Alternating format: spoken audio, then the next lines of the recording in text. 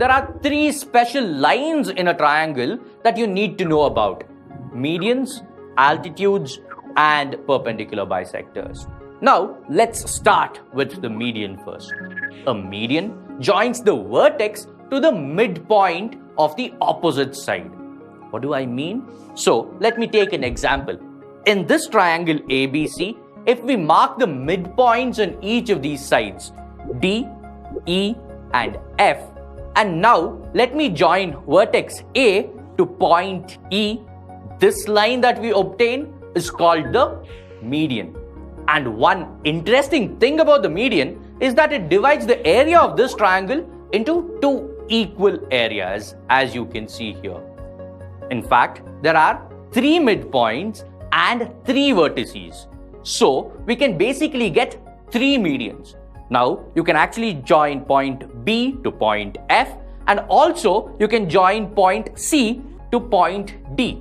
Now, these segments that you have will divide the triangle ABC into two equal halves respectively.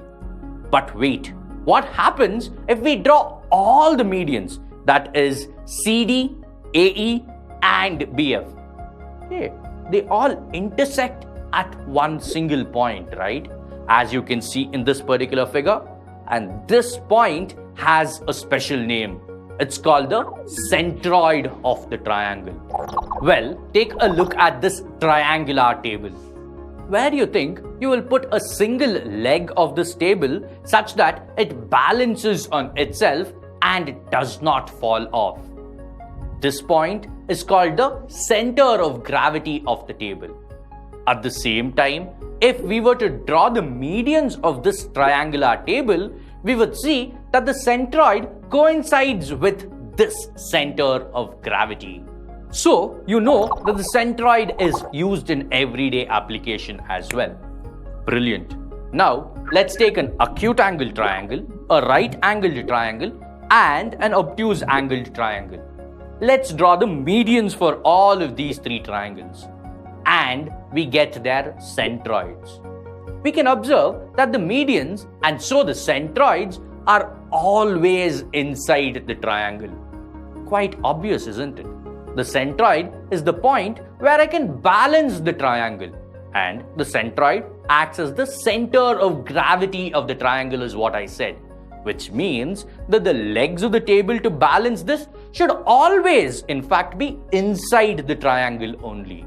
Now that you've done one exercise of balancing a triangle, if I ask you to draw two circles such that one touches all the three sides just once and another which will touch all the vertices of the triangle just once, will you be able to do that?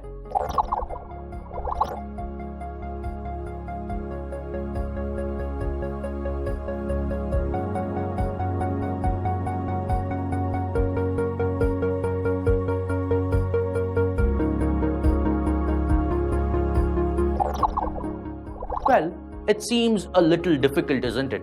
There has to be an exact point which is going to act as the center of the circle so that you are able to draw these circles. Now, instead of connecting the midpoints to the vertices of the triangle to create the centroid, if I were to take a protractor and measure this particular angle and divide it by 2 and then draw a line connecting this vertex to this side, the line that I basically get is called the angle bisector.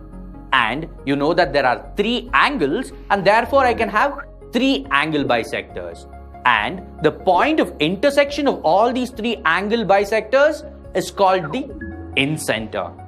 And why is it called the incenter? Let me explain. If I were to take the incenter as the center of the circle and connect this incenter to the other or the opposite side, taking that as the radius, I will be able to draw a circle such that it touches all the sides just once. And the circle so obtained is called the incircle.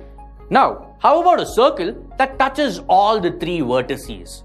For that, we have to bisect the sides by drawing perpendicular bisectors. Whoa, what does that mean? Well, I take a line and right at the middle of this line, draw another line at 90 degrees to this line. then we have a perpendicular bisector to this particular line. We know that there are three sides to a triangle. So we will be able to draw three perpendicular bisectors to all these three sides of this triangle.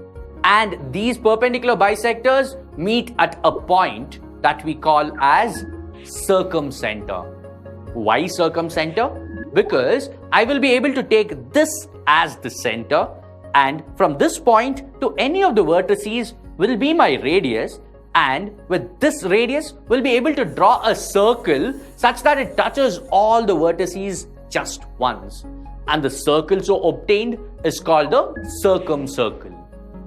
Brilliant. Now that you have learnt about medians, centroid, incenter, circumcenter, let me ask you one more question. What do you think is going to be the height of this particular triangle?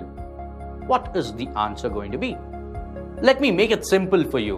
Which one of these do you think will give us the correct height of the triangle? It seems like this one, right? Because this has a straight line. Well, all that you will have to do to measure the height, also called the altitude of a triangle, is to drop a perpendicular from the vertex. What does that mean? I have to draw another line which is perpendicular to this line such that the perpendicular line passes through the opposite vertex. Now, you know that there has to be three altitudes that each triangle will have, right? And the point at which the altitudes meet is called the orthocenter. If you like this video and want to watch many more amazing videos like these, like and subscribe to our channel now.